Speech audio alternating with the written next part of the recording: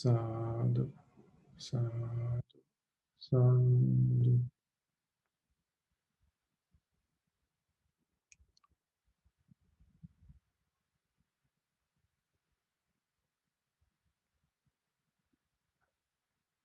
Being mindful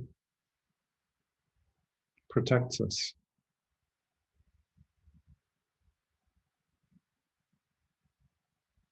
Being attentive as to what is going on in the mind, in the heart, in our behavior, in the way the body is positioned, what it's doing, what is being allowed through the 6 sense doors, the ears, the eyes, etc. What is being allowed to come in, to seep in, to leak in, and whether there are any guards at these doors. Being attentive, being mindful. That's what sati does. It protects, it guards these doors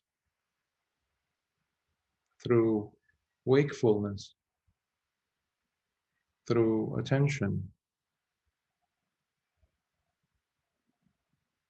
But most of our daily lives, we spend those hours, we spend those years completely neglecting those doors, neglecting to be aware of the body, neglecting to be awake and attentive. So sati protects, mindfulness protects us from the kileshas, from the defilements that are always there. They don't work 9 to 5, they work 24 hours, 7 days, all throughout our lives. They never take any holidays, they never take any breaks. In that sense, they're really dedicated.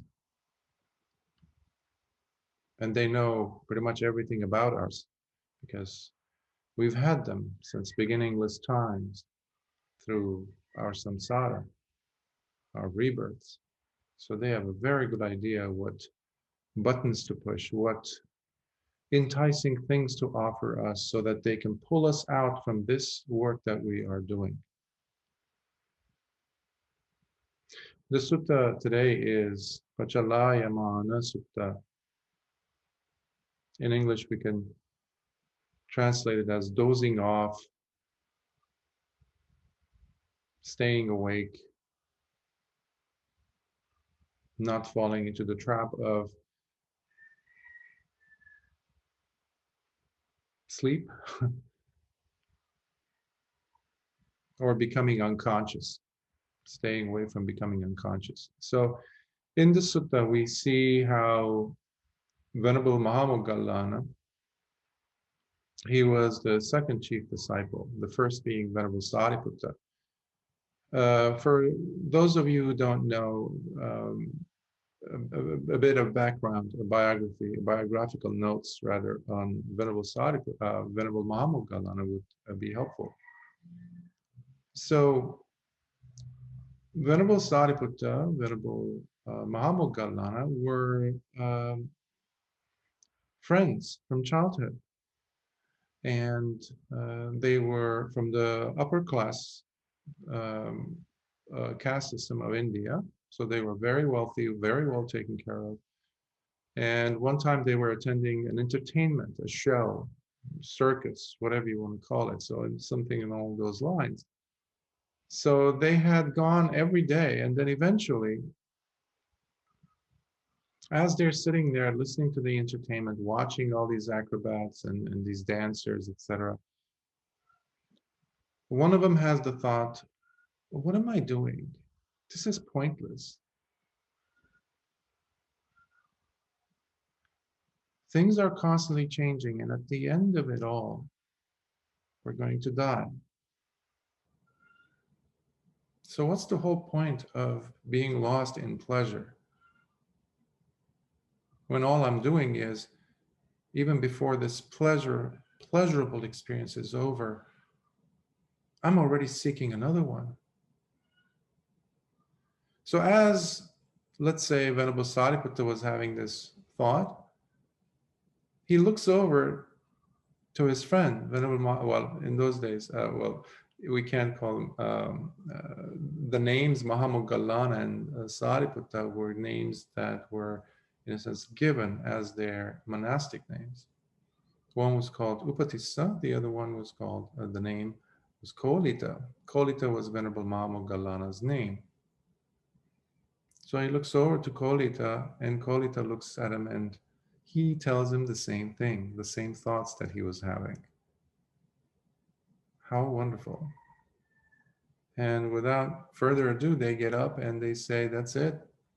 We're going to find out the answer to our query, our quest, which is find out the truth about life, find out liberation, moksha. And they each start looking, well, together they start looking initially. They leave their homes behind and they take on the lifestyle of a yogi, of a meditator, of an ascetic. And they go studying from one teacher to the next. And then they realize that this is not it. And they come to the agreement that, you know what, you go this way, I'll go this way. But let's make a vow that whoever comes across the dhammā, the truth, a true teacher, let's make a vow that that person will come looking for the other one. So if I find it, I'll come looking for you. If you do, you come looking for me. And that's when Venerable Sariputta or Upatissa comes across one of the first five disciple, one of the members of the five disciple group of Lord Buddha, Venerable Assaji. And he observes him, and he sees that there's a different thing about this samana, this ascetic, this monk, as he was walking from door to door, collecting food, and then he's watching him. He doesn't interfere, doesn't jump in. And he goes and sees him and he observes, and then he sees how he sits down and he has his food. He's just mesmerized by this whole experience of the presence, of the wakefulness, of the mindfulness of this venerable. Finally, when Venerable Assaji finishes his meal, Upatissa, or the future Sariputta, approaches and says, Venerable, you know, who is your teacher? What is his teaching? What is his dhammā? And Venerable Assaji, being so humble, he says, my teacher's teaching, the dhammā, is so vast that there's no way I can actually explain it. I'm inept in explaining it. And he says, well, is there a way that you can actually summarize it in a very brief way? And Venerable Assaji says, I'm paraphrasing, he says, whatever thing that is out there that is conditioned, the great samana, Gautama, the teacher, the Buddha, has explained its cause. At that moment, Venerable Upatissa becomes Sotapanna. He understands it and he has a right view. Of course, Venerable Assaji continues on with this verse, and then Upatissa, quickly remembering his vow, he rushes to find his friend Kolita, which later on became Venerable Mahāmoggallāna, and he tells him the whole verse. And Venerable Mahāmoggallāna, Kolita at the time, he also becomes a Sotapanna. And to kind of shorten that part of the biography down, they try to get their teacher at the time to go with them, because they find out where Lord Buddha was staying. So they say, come teacher, come. And he says, well, basically, I have all these followers. I can't afford to go and become somebody else's student now, can I? So they just leave. And majority of their fellow students, Sanjay was the name of the teacher that they had, they also leave with them, with Kolita and Upatissa. And as they're approaching Lord Buddha's, where he was staying with the rest of the Arahant bhikkhus, because in those days, they were all Arahants, from what I gather in the suttas. Lord Buddha sees them coming, and he stops giving the sermon, the discourse that he was giving to the others, to the other bhikkhus. And he says, behold, bhikkhus, behold, those are the two disciples, two chief disciples of the Tathagata, Tathagata being Lord Buddha. Those are the two chief disciples, and they come and they pay homage and they bow to him. And the way he ordains them was simply, come bhikkhus. That was it. They became bhikkhus. Now, of course, they were living as meditators, ascetics, so they were disciplined enough. Now, Venerable Mahāmoggallāna attains arahantship, which is the fourth stage, within a matter of a week. And then Venerable Sariputta takes another week. So he becomes an arahant in 2 weeks. So this is taking place during that week of Venerable Mahāmoggallāna struggling with his meditation, like most of us. So it's a very human, there's elements of this sutta that you're going to see yourself in. I certainly do. And that's one of the reasons why I fell in love with this sutta, because it's so human, it's so real, and I can relate to it. Many people can relate to it. And the pitfalls along the line where the Buddha comes in, seeing, reading the mind of Mahāmoggallāna, he appears in front of him and he says, well, we'll find out. So this is from the Anguttara Nikāya, or the Numerical or Gradual Discourses of the Buddha. And this is from the Book of the Sevens, Sutta number 61. And I will provide a link to the recording of the sutta that I have done in the retranslation, and the recording of it that's on YouTube. I'll put it in the description section. So this is what I personally heard. Who's saying this?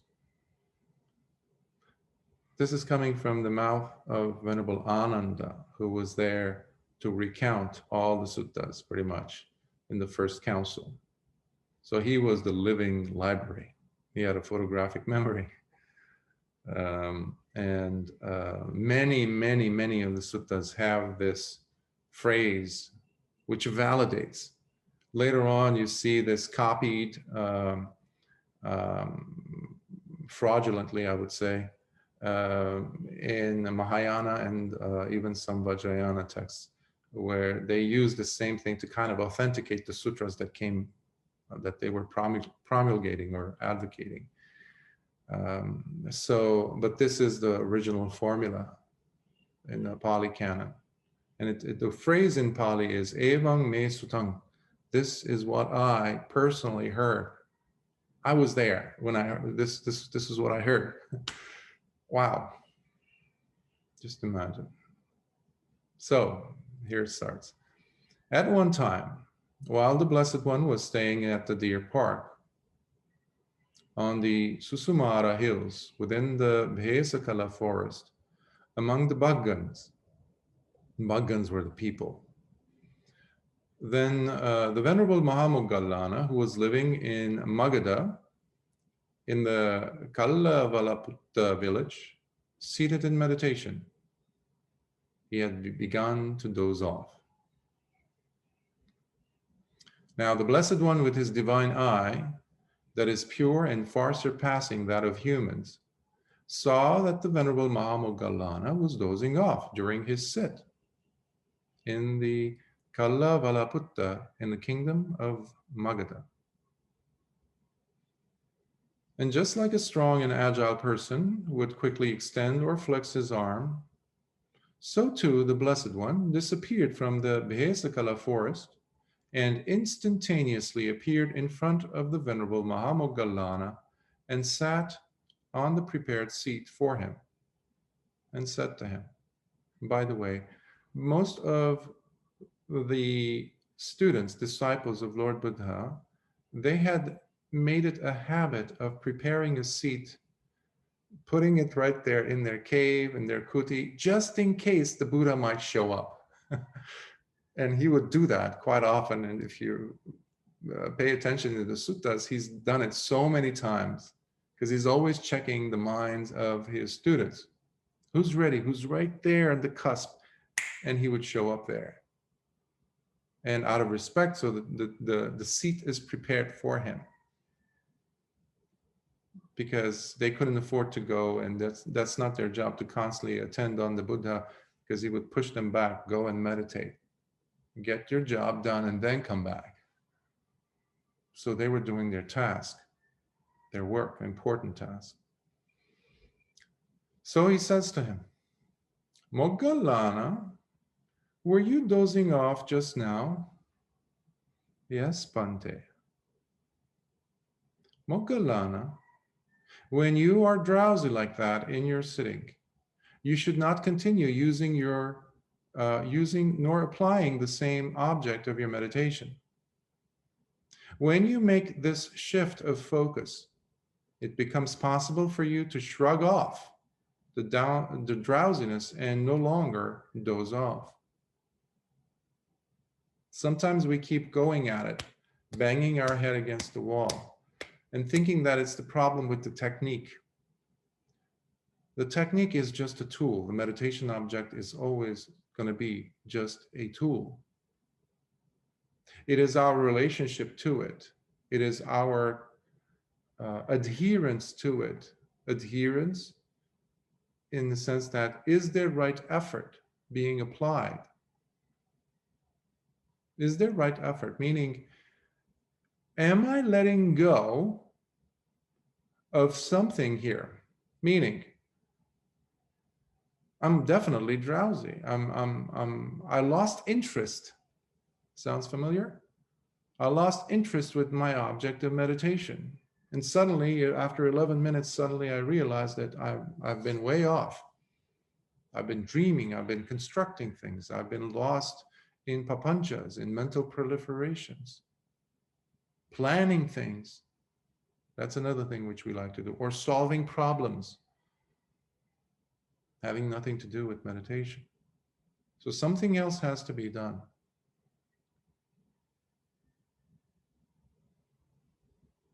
Either coming back to the body,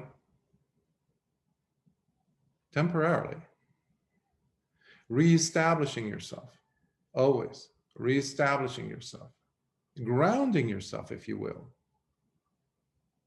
Because what is the state of dozing off? You're leaking, like I was mentioning earlier. Mindfulness protects, and when there is no mindfulness, that's the only time that we can doze off. If mindfulness is there, it's impossible for us to doze off, to fall asleep, to lose interest.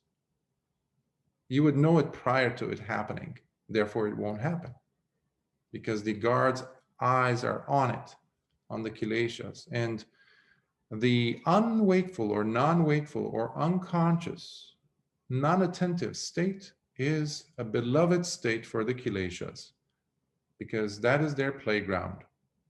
That kind of a mind is their playground. They love it. They cannot play in They can't even access a mind that is mindful, alert.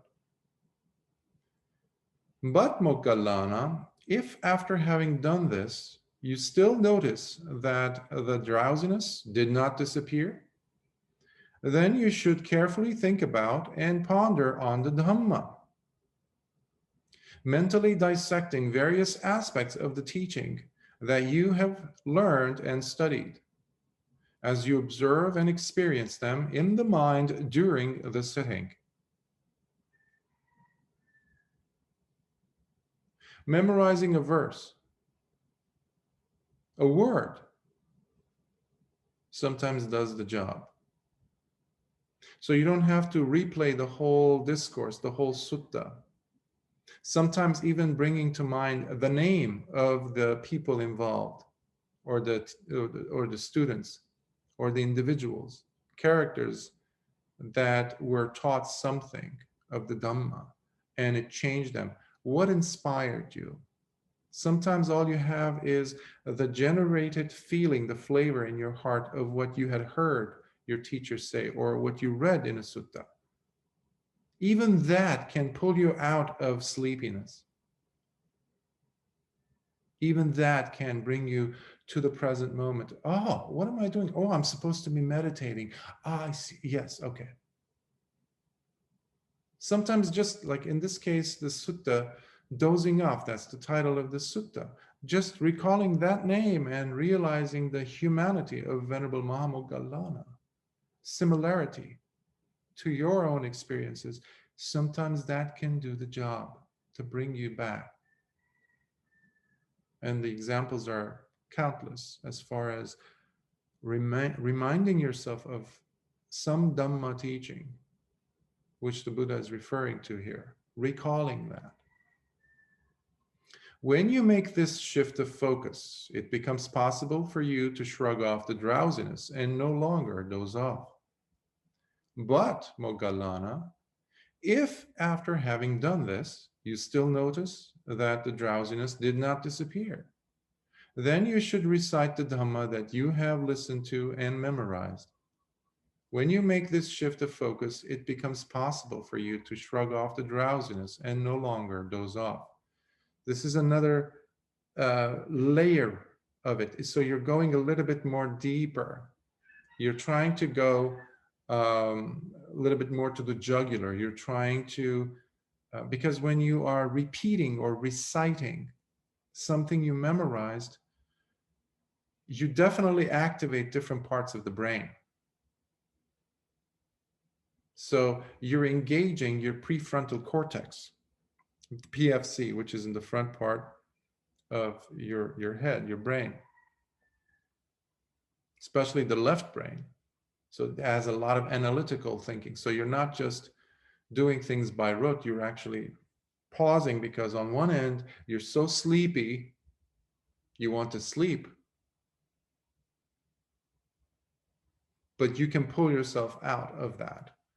We do this in a negative way, usually based out of habit. When we have to go to an important meeting and we're sleeping or trying to sleep at night and the meeting is in the morning, probably many of you, if not most of you, have had experiences where you're so worried that you cannot sleep. Well, guess what? You're doing the same technique, but in a negative, harmful way.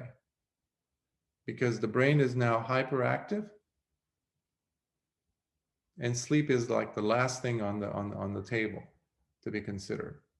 So now we're doing this in a constructive way. We're bringing a memorization, even if it's Buddhaṃ saranam gacchāmi, Dhammam saranam gacchāmi, Sangham saranam gacchāmi. I take refuge in the Buddha, the Dhamma, and the Sangha. Even that, memorization of that can bring you deeper if you say those words with awareness, with some level of devotion and dedication. But Moggallāna, if after having done this, you still notice that the drowsiness did not disappear, then you should pull on both ears and rub the body with both hands to create and activate more blood circulation. When you make this shift of focus, it becomes possible for you to shrug off the drowsiness and no longer doze off. How amazing is that? This is coming from 2,600 years ago. Of course, in my translations, I applied certain phrases that do not necessarily get captured when you are trying to preserve the Dhamma, meaning through repeating words, almost formulaic. So many of the human elements get dropped off for posterity's sake. So here we have the Buddha bringing us back to the body, allowing the meditator to ground himself or herself, pulling on the blood and the earlobes, just pulling them down. It's really going to bring you to wakefulness. And that's okay, even though I tell students to sit for at least an hour without movement. And sometimes you feel like even halfway through it, you are really trying so hard, but you can't stay focused. That's okay. Go ahead, break the sit and just pull on the ears. Rub the hands, just get some blood, just keep tapping it. And then go back to your sit. But, Moggallāna, if after having done this, you still notice that the drowsiness did not disappear, then you should get up from your sitting by moving the body, rubbing the eyes with water, looking at different directions by rolling the eyes, and going outside under the stars to look at the stars and the constellations above you. When you make this shift of focus, it becomes possible for you to shrug off the drowsiness and no longer doze off. Plus, you're getting fresh air. You're moving the body. This happens a lot on retreats where we keep on sitting a lot, maybe doing a little bit of walking meditation. But please be mindful that your walking is as important as your sitting. Yes, as important as your sitting. Plus, you can also damage your body by your sitting sedentary lifestyle. And your heart rate is not beating as much, which you need to supply blood to different parts of your body, especially your brain and your extremities. So many meditators develop the unfortunate condition of developing blood clots.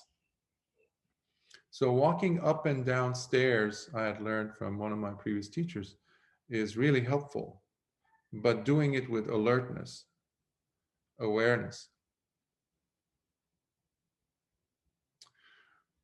But Moggallāna, if after having done this, you still notice that the drowsiness did not disappear, then you should concentrate on the perception of light, seeing the brightness of the day in the mind in this manner. The brightness of day shines equally at night. The brightness of the night shines equally during the day. So it makes no difference whether it's dark outside or not. You carry over the brightness of the sun in your mind, and you look at things around you with that resultant alertness, to be that much awake. Thus, keeping your mind fresh and open, the mind should be developed with luminous alertness. When you make this shift of focus, it becomes possible for you to shrug off the drowsiness and no longer doze off. So you're bringing a mental image of the light in your mind. Looking at stars, if they're out and it's not a cloudy night, or the constellations. As you're breathing in, as you're standing up, first you need to make sure that you don't, to stand up after getting up from being in a drowsy state requires you to be alert, of course. Then you're lifting your head to look up, which requires you to maintain balance of the body and the tilting of the head. And then looking at stars or constellation requires you to be more focused, because they're all going to be blurry if you're coming from that sleepy state. So all of these stages are trying to bring you and steady you on a state of mindfulness. But Moggallāna, if after having done this, you still notice that the drowsiness did not disappear, then you should start walking forward and backward, thus being vigilant and alert of what is in front of you, as well as whatever is behind you, while keeping your faculties sharp and the mind collected.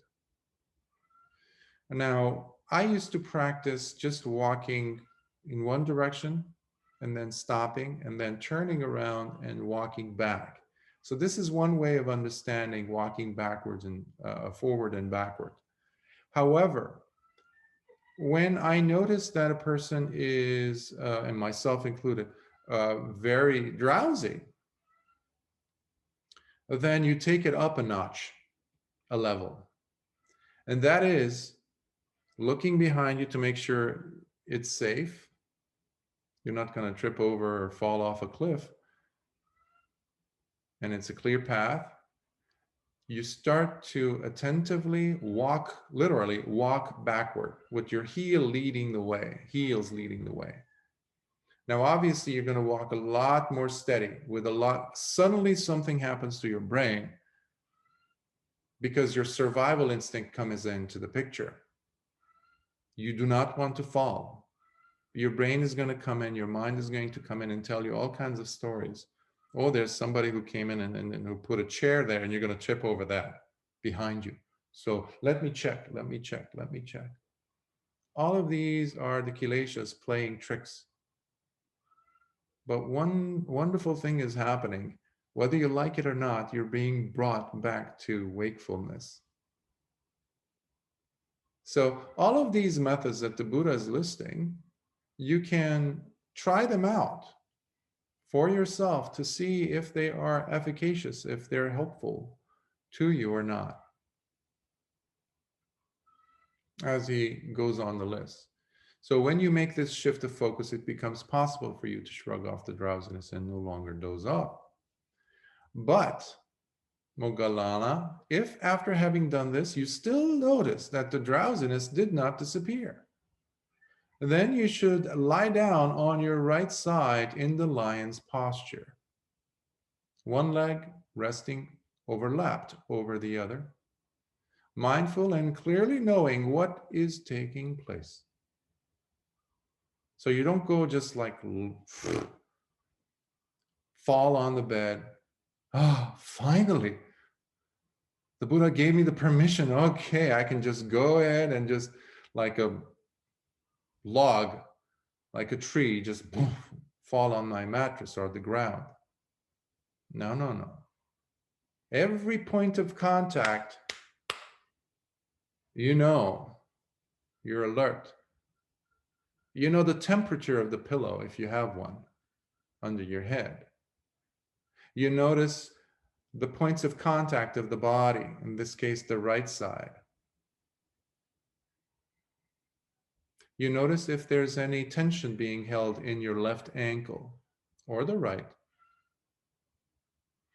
You notice if you're able to keep the balance, because part of the left knee has to come and touch the front part of your body, actually on the mattress or whatever the ground is, to maintain a steadiness so you don't flip over on either side.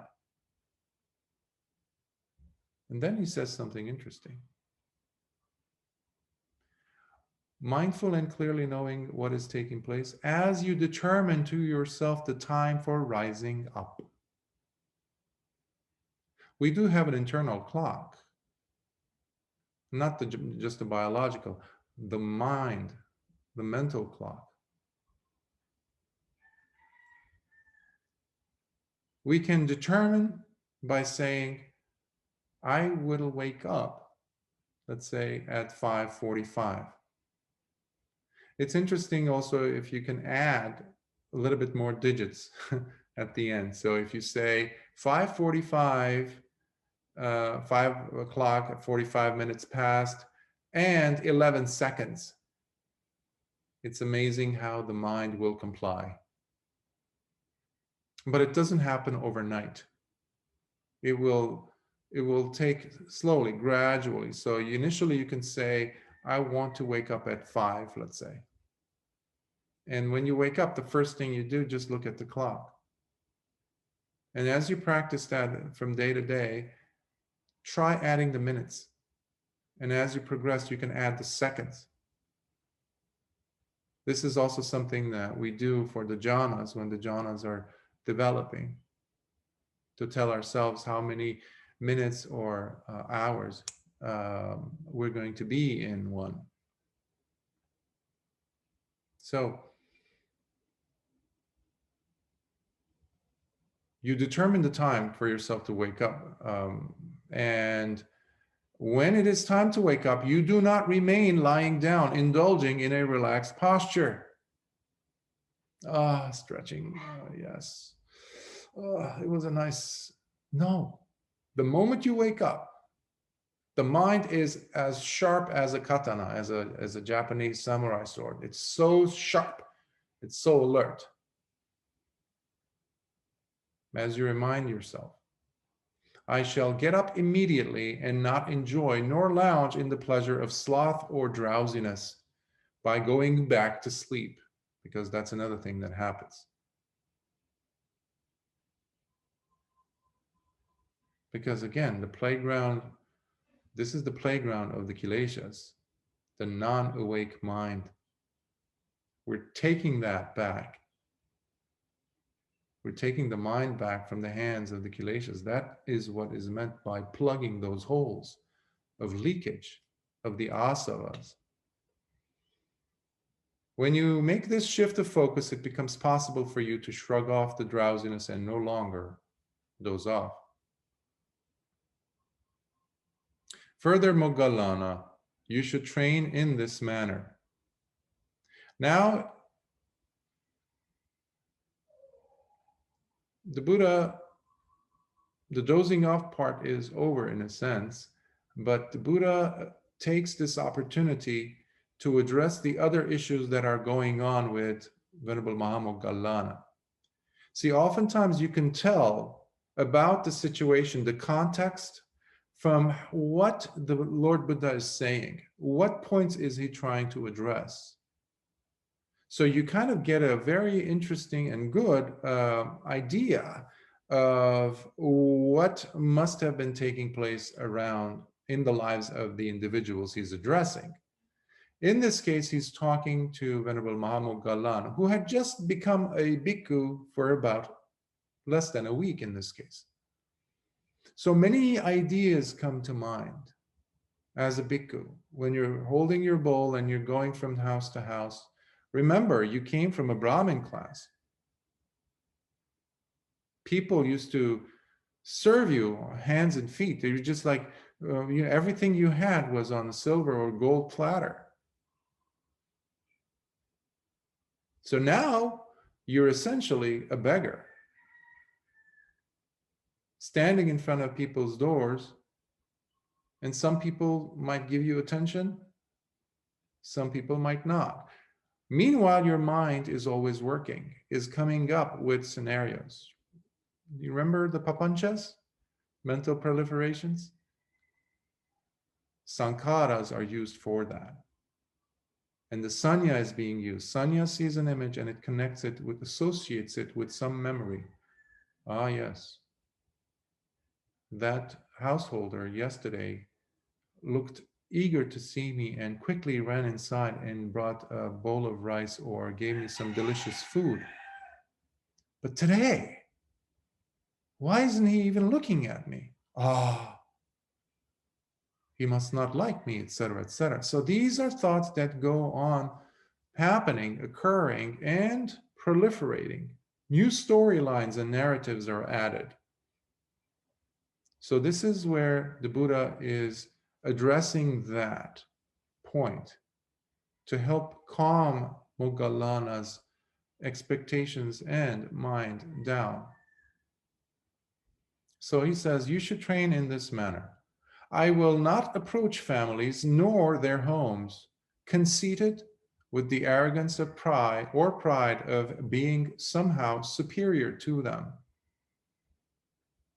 Because now I'm a bhikkhu. Yes, I'm better than a householder. I am supposed to be getting respect, or I am supposed to, people are supposed to bow down to me or something like that. I've seen this a lot. As a layman and as a bhikkhu as well, I've seen this a lot happening, unfortunately. And this has been going on even at the time of the Buddha, as we see. So I'm not going to offer anything to those bhikkhus or bhikkhunis at this point. I'll let Buddha talk, Lord Buddha talk about that. That is the way to train yourself. After all, families, lay families, householders, have many tasks and responsibilities to attend to daily. So when a bhikkhu arrives at their door, at first, the householders might not notice him standing there, nor attend to him immediately. That should not lead the bhikkhu, however, to think, well, this family seems to ignore me completely. Someone must have turned them against me. They must have now found themselves another recluse, another bhikkhu, to support than myself. They do not like me anymore. And because of such thinking, the bhikkhu feels humiliated. And this leads him to get restless, resentful, and agitated.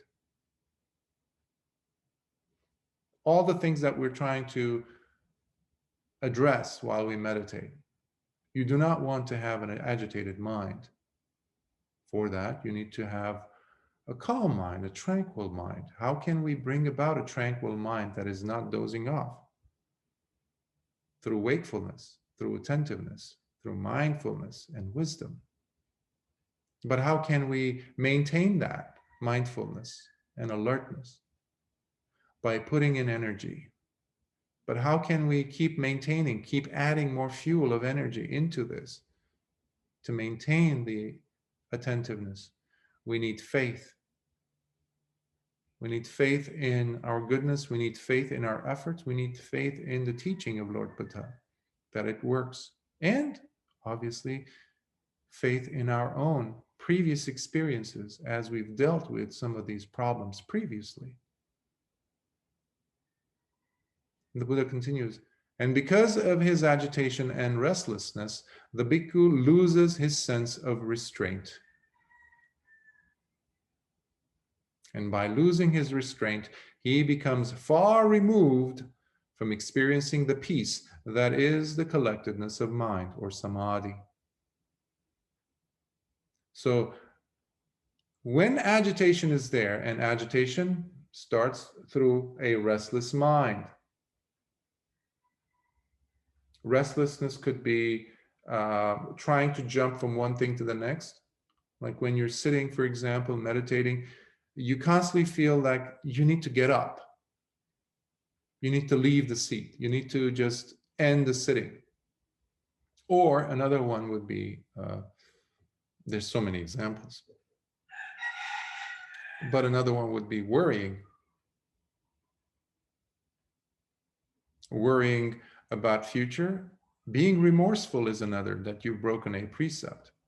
Or did you break a precept? So that plays in the head. Again, creating agitation, which makes sure that Nibbāna does not take place.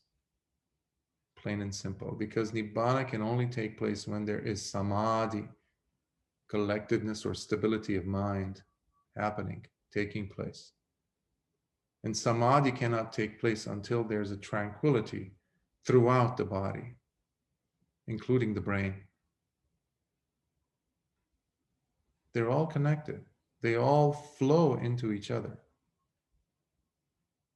And the Buddha continues on his advice to Moggallāna, Venerable Mahāmoggallāna.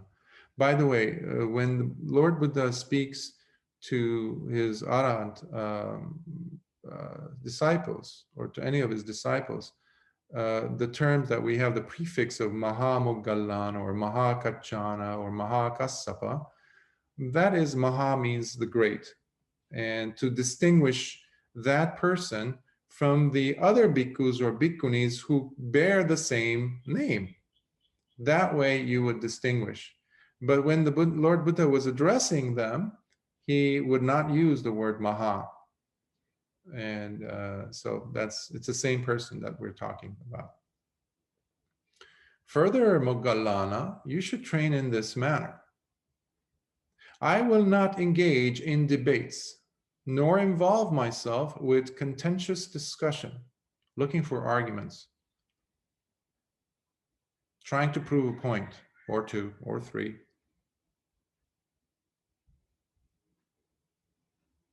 That is the way to train yourself. After all, when people engage in debates or are involved in contentious discussion, many words are exchanged. This is interesting. When that takes place, the minds become restless. All those involved, their minds become very restless. And guess what? Agitated.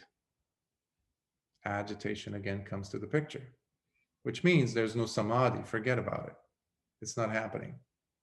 So even though you might be discussing a deep concept or concepts on the Dhammā, hoping that you're kind of getting closer to the goal, you're actually getting farther and farther and farther away from Nibbāna. That's why I don't give much credence to debates on the Dhammā or studying of the Abhidhamma, which gets you more and more and more and more into this road that leads nowhere other than more and further agitation. First, get to that state of samadhi, attain Nibbāna, then go ahead and have fun, exploring all the principles as long as your life can take you.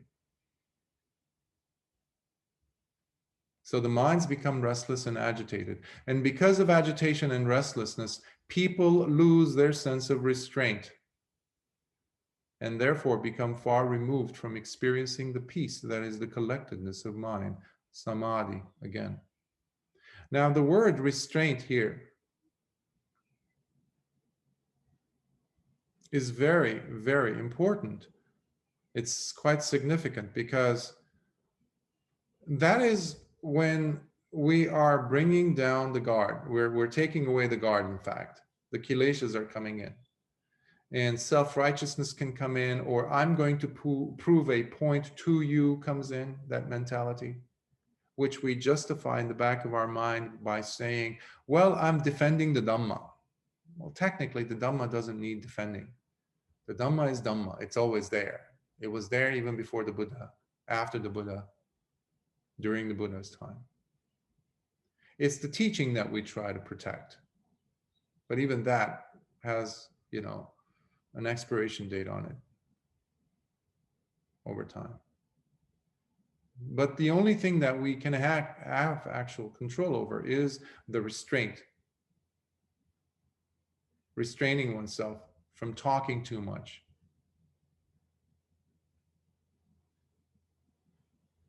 Especially when you're engaging with someone else who is trying to prove a point, debate with you, argue with you, contention. And long time ago, even in my time teaching philosophy at the university, college levels, I realized how futile it is. Absolutely waste of time. Because I realized what the Buddha had said at that point. I thought I was beating these people in debates, and I was feeling so good as I walked away. I felt so good. Yes. I was like, okay, but I feel so empty. Like, oh, let's look at that thing that I was defending. Have I even tasted that? And then I understood the value of going and sitting and trying to experience that concept, that principle that the Lord Buddha was talking about, rather than dealing with footnotes of what other seemingly arrogant, non-practitioner minds have come up with over the course of centuries, and then talk about them Life is not about, life is. We either live it or we just talk about it. Only one person is going to truly enjoy it, though, and reap its benefits. Further, Moggallāna, I neither promote associating with others, nor do I stand against associating with others completely. I do not, however, encourage association between bhikkhus and householders, but I do appreciate and encourage resorting to secluded places that are quiet and far removed from the noise of the crowds, far removed from social activities, where the bhikkhu can peacefully practice and gain from the benefits of seclusion. Again, all of these points the Buddha is addressing, given from his comments, from his instruction, we see the Buddha never said something that was not called for. There was a need for him to say these words, to give this advice to Venerable Mahāmoggallāna, because these were dominating his mind. These were ricocheting throughout the day and night, whereby he was also falling asleep because of his exhaustion of going about what ifs, what ifs, what ifs, what ifs. So the Buddha's clarifying to him what his expectations are from him as a bhikkhu.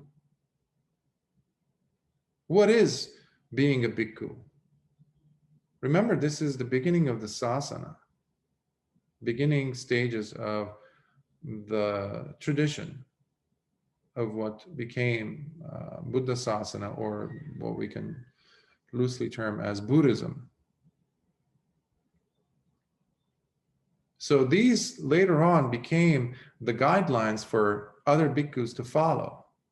So when the Buddha spoke, he was not just speaking to one particular person, the listener, even if it was just him and the other person. But that message was to be carried on and on and on and spread out through the masses and the other bhikkhus who were going to train and be in the same boat as Venerable Mahāmoggallāna. Now, associating with laity or householders, many bhikkhus look for a way out.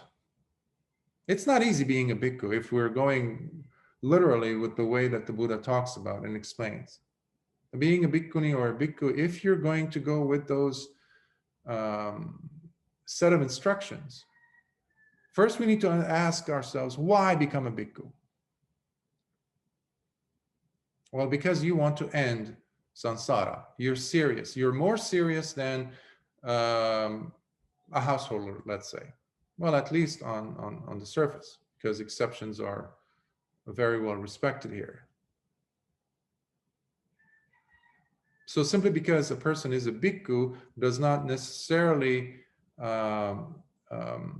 end up producing those results for which we wear the robes. I'm reminded of Ajahn Mahabua, who passed away, one of the arahants of the 20th century. He says, the hell realms are full of bhikkhus and bhikkhunis. When I heard that, I was like, wow. Hell is full of bhikkhus and bhikkhunis. This is a powerful statement to make. Many people will not like it. Many people in robes will not like it, definitely. So we need to hold ourselves to a higher level of expectation from ourselves. And that's why the Buddha is encouraging us not to associate. Well, when you're associating with a householder, the householder, well, they have different responsibilities. For one, they usually are in a relationship with someone, romantic relationship.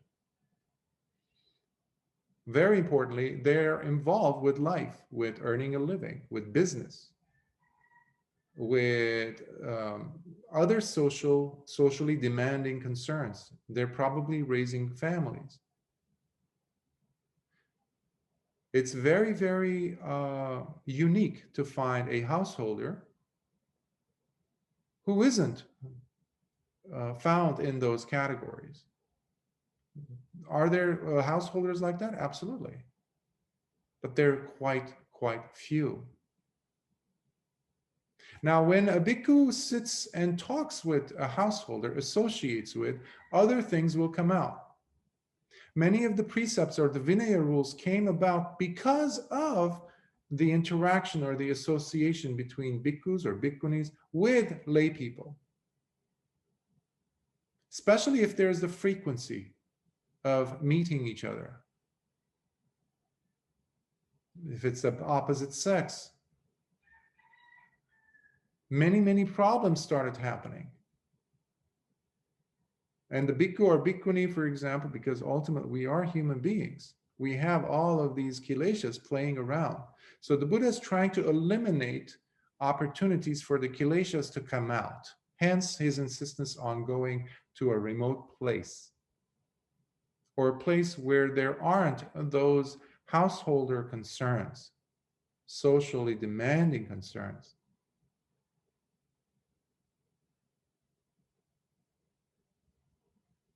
However, we do need the lay life, of course, for support.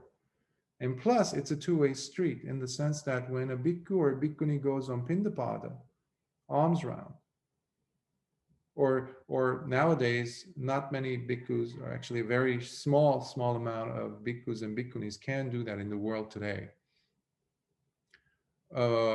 It's more often the case of lay people coming to the bhikkhu or bhikkhuni or the monastery or the center and offer food. So whether it's on pindapada or whether they're coming over and bringing the food, that is an opportunity for the laity to make tremendous merits, which the Buddha did not want to take away from being generated by the laity.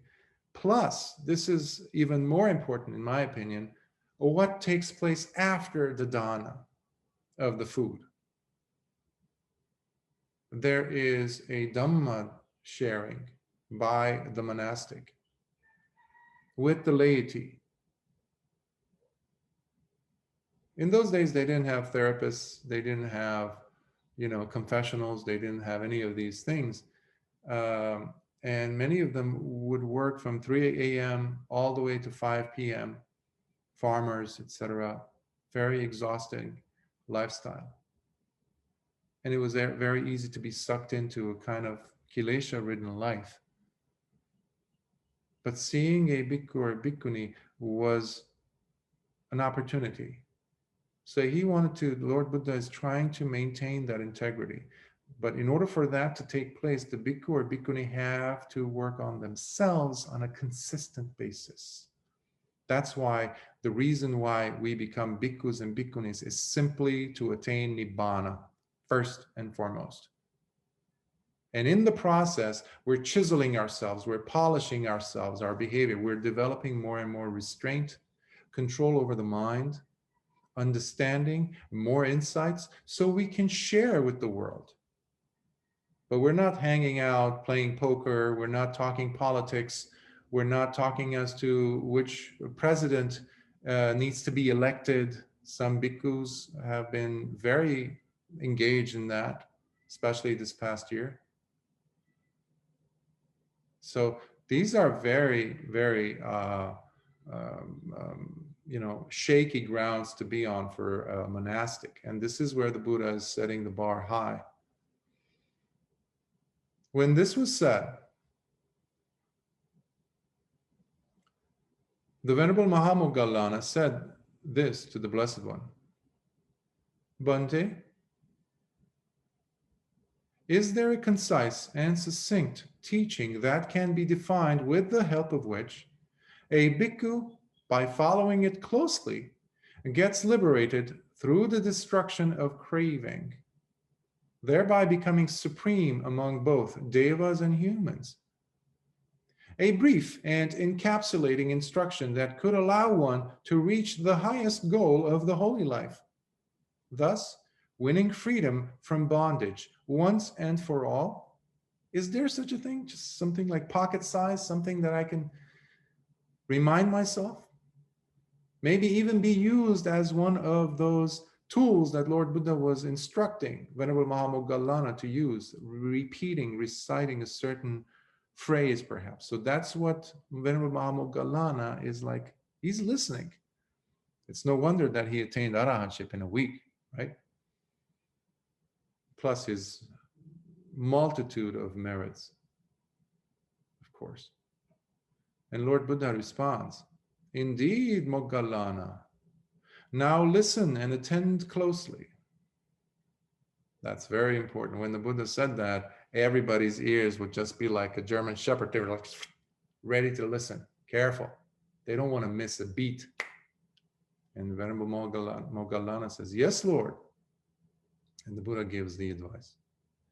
Here, Moggallāna, the Bhikkhu ponders how nothing is suitable to be held onto, to be clung to, nothing. When the Bhikkhu ponders how nothing is suitable to be held onto, then he comes to directly know and understand everything. Everything. And one's relationship to everything. That is also understood. Now, Moggallāna, once the Bhikkhu directly knows and understands everything thus, he observes each of his feelings that arise, whether pleasant, painful, or neutral. And he sees that each of these are in fact impermanent and never lasting. That is the connecting line, one of the connecting lines of the underlying theme of everything that a bhikkhu or a person gets to know fully. Everything that is made of sankharas, is conditioned, is structured, is built up, is there, is temporal, follows the rules of time. It follows the fact that the rule, the law of impermanence. And whatever is impermanent also is stamped, tattooed in its DNA with suffering. So whatever is impermanent also is going to bring out the sense of suffering. So the bhikkhu, in this case, is seeing every single feeling that he has coming up. He's seeing it only because there is sati, by the way. You're not conceptualizing it. You're seeing it as it happens. That's why your attention, your protection is mindfulness. To protect yourself from the sixth sense doors, which are always, always trying to bring in new information, new data, new feelings, whether it's painful, pleasant, or neutral.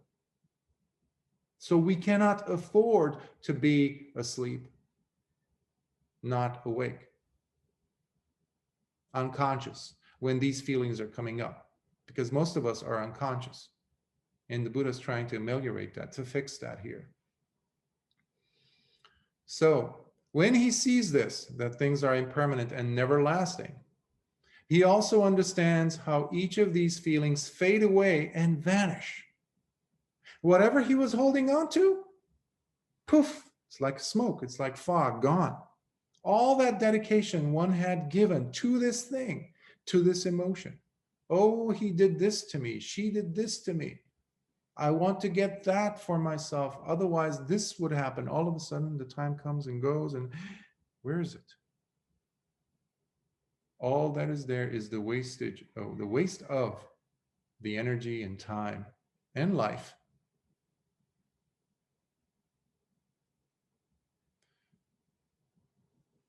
So, as these feelings fade away and vanish, which leads him to become disenchanted with them. Disenchantment is crucial for awakening to take place.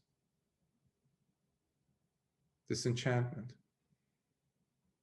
In fact, it's one of the things that happens if the person is progressing correctly when samadhi is being established nicely in them. Slowly, inevitably, disenchantment must take place. Disenchantment is another way of saying the person no longer clings to, nothing is deserving, nothing is worth clinging to, being held on to. That's basically what we're describing as disenchantment. Disenchantment is that. Then the bhikkhu, in seeing and understanding how each of these feelings cease in their intensity, becomes dispassionate towards them. Viraga, dispassionate.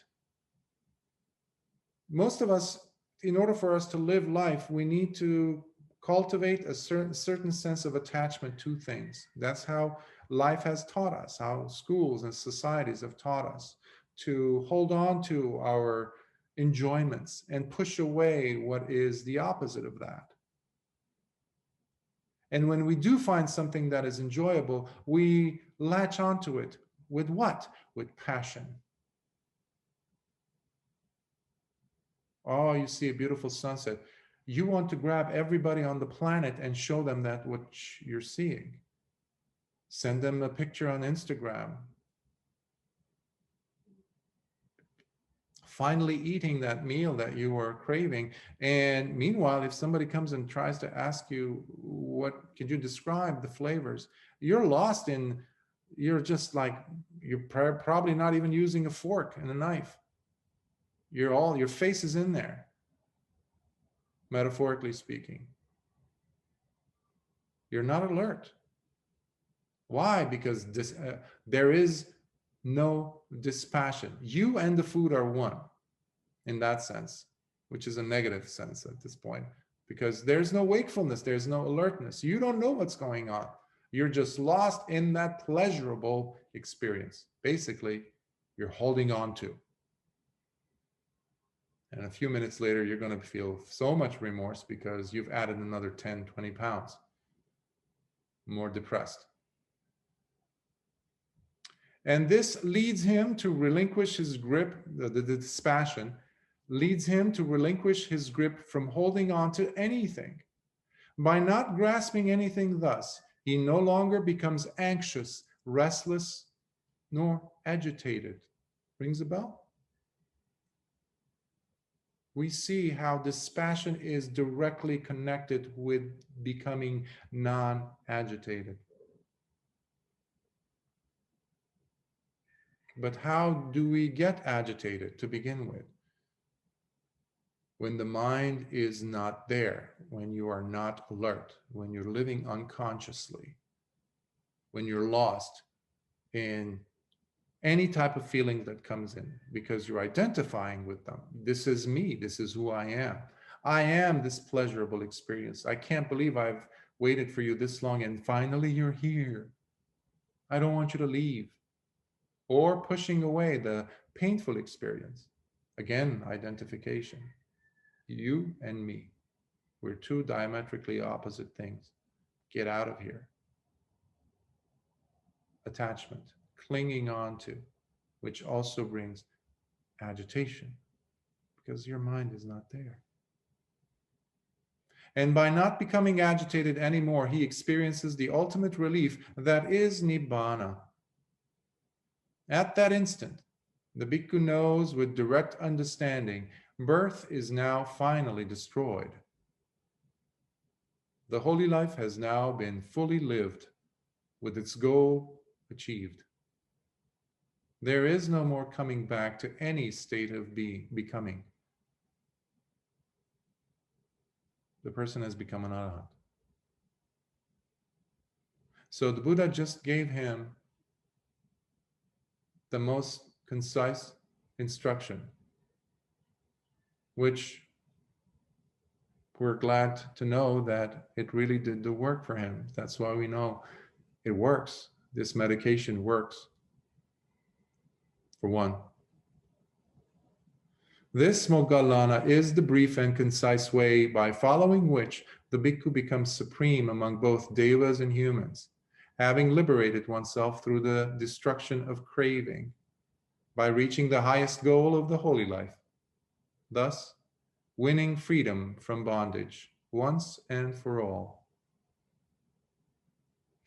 This is the ending of the sutta. So I will pause now and ask for comments and questions.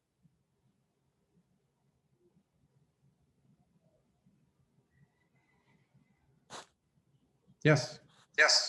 Yeah, thank you, Bhante. I really did like how you pointed out, because when I read this, because I read the sutta a couple of times, maybe, yeah, I think it was twice this week, and I did sort of wonder why he was like going into what felt like a separate teaching at the end of the step-by-step guide how to get rid of it.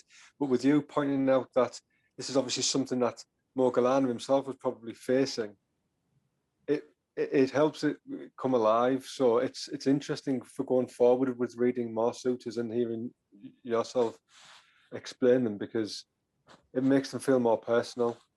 So yeah, which I think is important, because suttas can feel very dry, don't they? Like, can't they? If you don't understand what you're saying, it's yeah, priceless. So thank you. Yes, absolutely. The thing I've noticed quite often in my own work in the Dhammā, in reading the suttas, I would always feel disassociated, like it's almost impersonal. I would try to tease out the humanity, just to try to find, okay, how can this be relatable to me, like you pointed out? How can this be something that a modern human being living in the 21st century, something that they could relate to and see, yeah, that's possible. Because and that's a price that we had to pay, I guess, to get the Dhammā this far in the hands or in the mouths of recitations, because for about 500 years there was no writing. 500 years is a long time, and they've gotten it to that point until it was actually carved in stone, and etc., into later on into palm leaves, ola leaves in Sri Lanka and other places.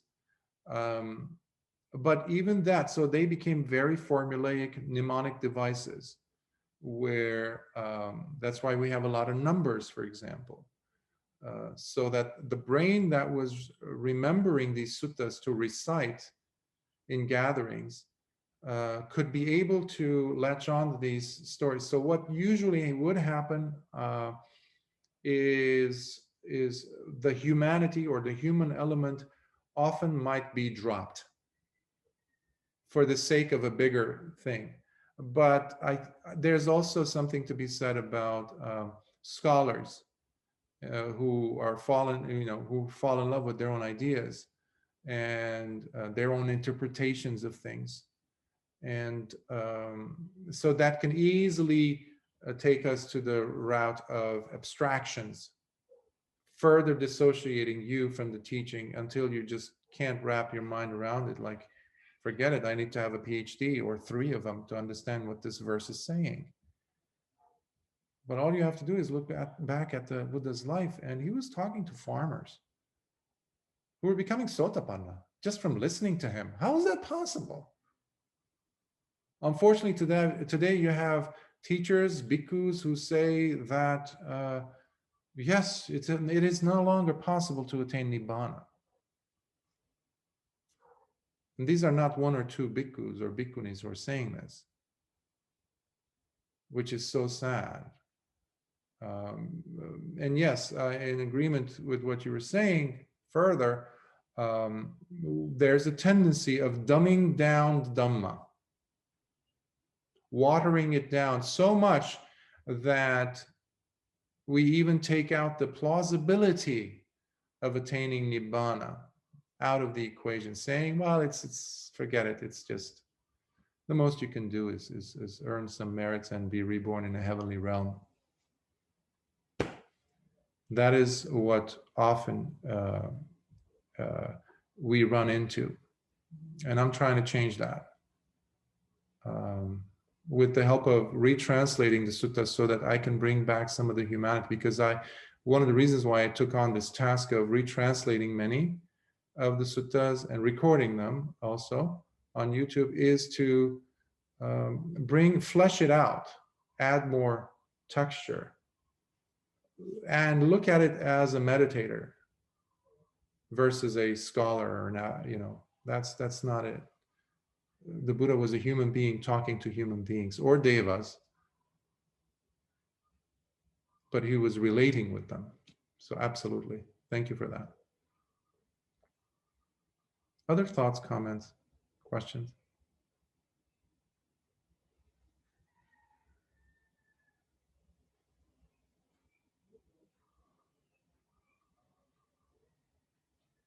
I can't see if anyone's raising their hand or anything, so you can go ahead and just start talking if.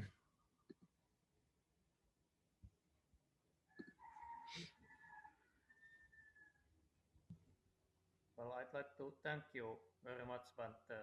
Yes. Because, about sati, the mindfulness, I just had a 10-day retreat with Bhante on Zoom, and this mindfulness was maybe like that I need more of it. So your talk was wonderful on this and this sutta. So thank you. I'm glad. Yeah, the suttas are not there to confuse us. They're there to help us in our progress. And that's one of the reasons why I mentioned last time when we first started this series, to not look at the suttas or to read the suttas or listen to the suttas as we would the newspaper, a magazine, a novel, a science fiction novel or a fiction novel or whatever novel, but to try to understand what is there and its relationship with what I am going through, the person is going through. Because it is quite interesting and also initially maybe even shocking to find that 2,600 years ago almost, human beings were also in the same boat as you, as me. When I read the Lord Buddha telling Venerable Mahāmoggallāna, pull on the earlobes, I was like, wow, he's human. He's human. Venerable Mahāmoggallāna was human, even though he attained in a week.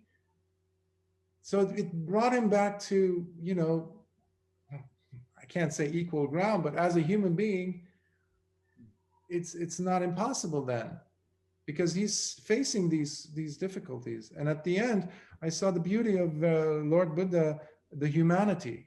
Okay, you try this, you try that, you try that. And ultimately, when all of these things don't work, go lay down, but do so mindfully. So there's compassion. He's not saying, no, push through it, push through it.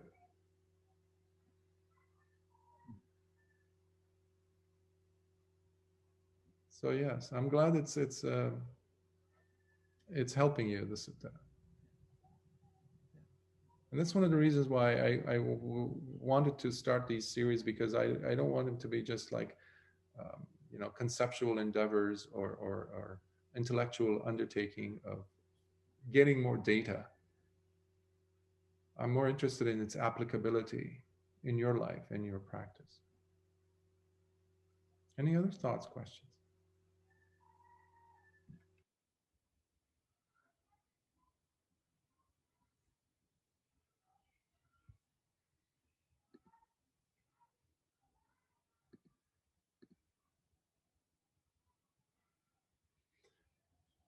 Let me ask you a question then. What in hearing the sutta today, did it trigger anything in you? something that you didn't know, something that you knew, but it kind of gave you a different slant, different understanding. Again, I'm not seeing if there are hands up, so please jump in and start speaking. This is Lilith. Can I Yes, tell yes. something? Please. I was listening very carefully, and it's really I agree with you that this is very human, and what problems Mahāmoggallāna faced on his path. Some of them also are familiar, and that was a really big surprise for me that if you are drowsy, you can remember the chantings, part of chantings, because sometimes my mind just brings it in when I'm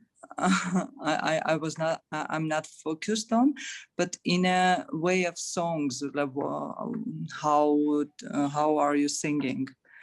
Sometimes I think that it's not right because maybe I don't know. I'm not sure that I really so conscious to understand, to remember what it is saying about. But sometimes I think that maybe I just listen it as a music. I wonder if there is more. There are more things that I need to pay my attention on. Mm-hmm. Yes, it's first of all, it's good that the chanting is keeping you focused. The next phase of that, I would say, is to understand what the chanting is all about. Because that will take it to a totally different level. Let's say when we say, Buddhaṃ saranang gacchāmi, I go for refuge, for protection to the Buddha or to the Dhammā.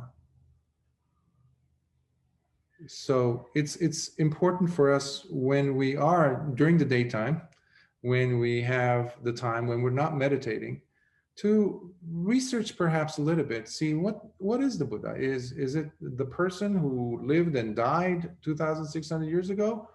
Or is it the possibility, the potential, the faith in the fact that I too can attain what he attained? Nibbāna. That I too can be free from suffering like he did, and countless other students of his did. Am I taking refuge in that?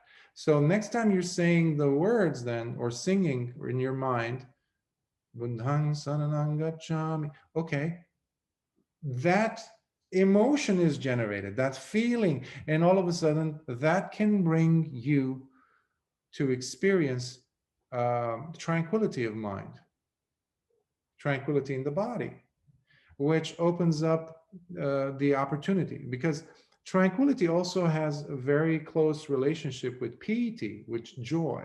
Sometimes it's translated as rapture, which is one of the jhanic factors. So when joy is there, if it's genuine joy of the best kind, what happens after that is immediately there's a tranquility that lasts longer than a normal joyful experience. You see someone you like, or after such a long time. This is different because now there is a sense of serenity and tranquility that comes in. And that is facilitating the tranquility, the presence, and the introduction of samadhi into the mind. So suddenly, because you chanted and felt resonance of what that word meant, suddenly you are feeling really nice because there's tranquility. And it's like the after effect of piti, of joy. And now all of a sudden the mind is so collected. That's why I don't use the word concentration for samadhi. Collectedness. Sama means all of those things. So collected mind, which opens the door for Nibbāna. So approaching it like that, understanding, yes, absolutely is useful as to what you're saying, but not to be caught in the chanting. Oh, yes, yes, I like to chant. No, that's not meditation. Great question. Anyone else? Yes. Bhante, I was quite surprised not to hear the mention of joy in the sutta as a remedy, I guess, for sloth, because it's for me it's been like essential, you know, like just to bring up a smile in the mind or a laugh if I'm doing some walking meditation and I'm really like, you know, it can really shift. Mm-hmm. I wonder if you have any thoughts on that. Well, you're not going to have all of the 7 factors of awakening, for example, piti being one of them, to show up in every discourse that the Buddha is giving solutions to a problem. You know, there's so many tools that could have been used, of course. But the Buddha is not going to use all of those tools. You use what you can. When you're making dinner or lunch or something, working in the kitchen, you're not going to use every single knife set, every single spoon to create that omelet, for example, right? So you use what you can. So similarly, however, as the instruction is being given to Venerable Mahāmoggallāna to go outside and walk, for example, under the stars and the constellations, I could almost breathe the fresh air that he would be breathing if and when he leaves the cave. And he goes outside and sees that inevitably, if you've ever stepped out under the stars at night by yourself and the fresh breeze is blowing, I don't know about you, but I feel joyful. And there's this sense of ease. I don't feel the tension in my wrists and my legs. The blood is circulating. So I mean, there's so many ways of approaching your question, but in answering it, but that would be one. Of course, also lying down. Sometimes when you lie down at that last phase of like you tried all of them and it didn't work, sometimes lying down, if the mind is still sharp or becoming sharp, it feels actually becomes sharper because there's a joy coming in because the body now is resting. And we don't know how many hours Venerable Mahāmoggallāna was meditating that day. He was a very, dedicated meditator. So he might have been meditating for 2-3 days straight without sleep, perhaps. That is what many dedicated bhikkhus and bhikkhunis would do. So we don't know. So when he's lying down on his back, on his right side, he might feel the joy, which would bring up even more sati. And that would keep a person awake for another 1 or 2 hours. I know on some retreats, or even now, my life has become like an ongoing retreat. But when I feel exhausted from sitting and I do walking meditation, or when I say, okay, you tried it, okay, go ahead and lay down. Now I want to lay down on my right side and I can't sleep because I'm noticing everything. And it's like, yeah, you're so attentive. Not like it just comes naturally. And there's this sense of freedom with that. And I see elements of joy. But yes, you're right. He didn't mention it here, but they don't necessarily have to be all incorporated in every sutta. It can be hinted at, assumed to be there. Thank you.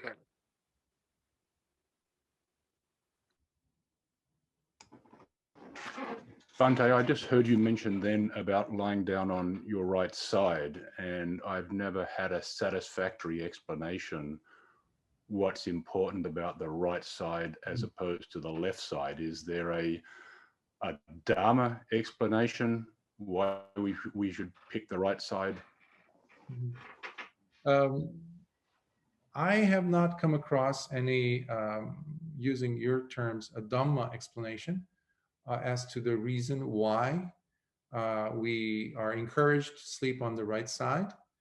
However, when I was studying years ago Ayurveda and then traditional Chinese medicine for a bit, I noticed how also Western medicine a little bit, and just researching it, not studying it properly, but I saw that there would be undue pressure placed on the heart when we are sleeping on the left side. And which, especially in the case of meditators, because now the heart is going to beat a little bit more intensely to supply, because there's more pressure. The lungs are there, gravity is there, and there's more blood to be pumped forcibly through the heart. And the biggest consumer of calories and blood in the body, of course, is the brain. So, and the brain has all these fine neural pathways. In some places, it's so narrow that only a single red blood cell can go through. That's how narrow a space we're talking about. So when a person is meditating, of course, you're not going to find this in the suttas. This is my own research and experience. There will be faster and faster circulation of blood cells going through these fine neural pathways, which will inevitably create extra sense of restlessness and agitation, which we're trying to avoid completely.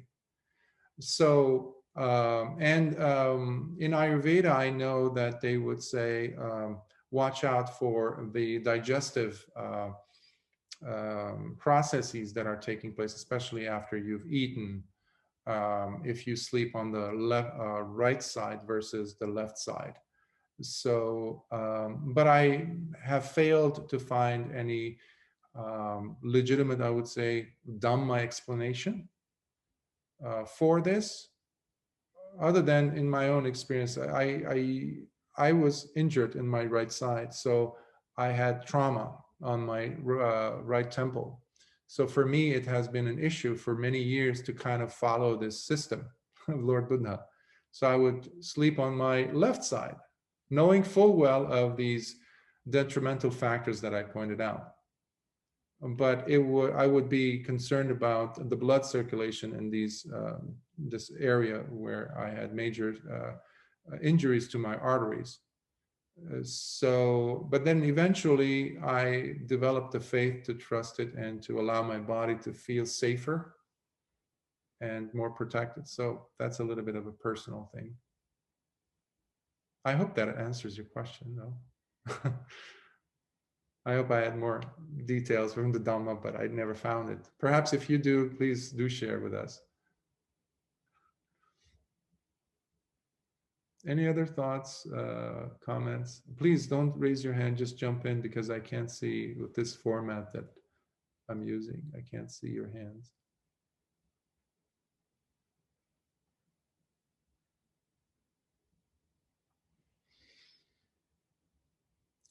Well, in that case, I'm really happy that you guys are here and enjoying these suttas. And again, they're a joy to be sharing them with you. And my fear has been in the past that suttas were not going to be used by meditators in time because of the tediousness of many of the formats that I've come across, where repetitions were omitted completely and are still being omitted in both print and digital. In some cases, even the Pali is omitting the repetition sections, but they're extremely important. And the Pali suttas are crucial for our progress, because that is the place where we still have a chance of finding the teaching of Lord Buddha, not in its watered down version, like I was referring to. So, and these are some of the suttas which I keep adding on to. So I added a few this week as well, but of course I will let you know as they come up. But the next one will be different than the list that I had originally, Dhammadina had sent to you. So I will give you, not next week's, because next week we have the retreat. The following Sutta Exploration Series will include Anguttara Nikāya Sutta number, from the Book of Nines, Sutta number 11. It's called the Sihanada Sutta, the Lion's Roar. This is different than the Lion's Roar, the Chula, and the Sihanada Sutta that we find in the Majjhima Nikāya. It's a wonderful sutta where someone accuses Venerable Sariputta of something. And it's, I'm smiling because there's another human element which is so like, it's so beautiful, where you have, before the situation takes place, you have both Venerable Ananda and Venerable Sariputta. You can almost see the excitement in the air in the monastery. They're rushing with their keys in hand because they had the master key to the kutis. They were rushing from kuti to kuti, knocking on the doors, and if no one was answering, they were opening them up and saying, "Come on, Avuso, friend, come. Today is the day where Venerable Sariputta will roar his lion's roar. Come, you don't want to miss this, come." So they were going around the whole monastery, encouraging people, and you can just imagine the robes showing up in front of the Buddha, because it was going to go down. Something was going to happen, and Venerable Sariputta was going to roar his lion's roar, because it was a big event when a noble disciple roars his lion's roar. That's the Sihanada. Siha means lion. So that's what I want to choose for us to go over. So it's from the Anguttara Nikāya, or Numerical Discourses, Sutta number, from the Book of Nines, and Sutta number 11. And I will ask Dhammadina to send you a link to it, because I translated that last week and recorded it. It's up on YouTube now. It's always a pleasure sharing Dhamma with you all, and in your work, seeing the continuation of the Buddha Sasana in your work on yourselves. And may your work be fruitful and progress continuous. And may you be inspired by these suttas. So let us share some merit. May suffering ones be suffering free, and the fear-struck fearless be. May the grieving shed all grief, and may all beings find health relief. May all beings share in these merits that we have thus acquired, for the achievement and acquisition of all kinds of wholesome happiness. May beings inhabiting space and earth, devas and nagas of mighty power, share in these merits. May they long protect the Buddha's dispensation. Sadhu, sadhu, sadhu.